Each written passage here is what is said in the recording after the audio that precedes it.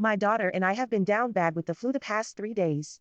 My husband works long hours out of the home, gone 5:30, 6:30 p.m. 5 nights a week, so I have been telling him to sleep in our daughter's room. I sanitize the house every night and tell him to just steer clear of us to avoid him getting sick.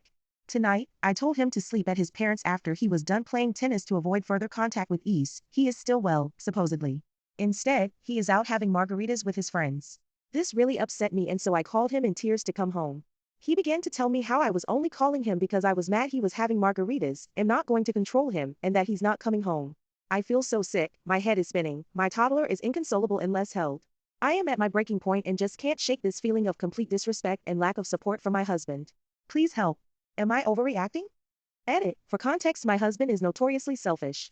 I'm not saying that to put him in a bad light, it is a trauma response from his upbringing and we have come a long way with it. However, since having our daughter, he has continued to do what he wants to do.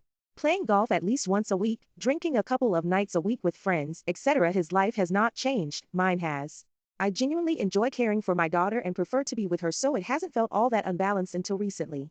I work FT, 410s, and still continue to cook and plan all meals, clean the house, do the dishes, laundry, put our baby to bed and wake up with her every morning, etc. When I ask him to help, his response is, "When was the last time you took out the trash?" or something along those lines. It feels like a lost cause, and I hate when he calls me a nag, because frankly, I am. It feels like an endless cycle that I am stuck in. I don't see my way out. Thank you everyone for the responses on this instance alone. I agree I overreacted and did not see his perspective. I think for the rest of the weekend, to give myself space to cool down and think rationally, I will encourage him to continue to quarantine from afar so that when I am well enough, hopefully next week, we can talk about a plan to heal our marriage. I am hurt and feel very alone, but I realize that is from a greater thing and not just this one instance.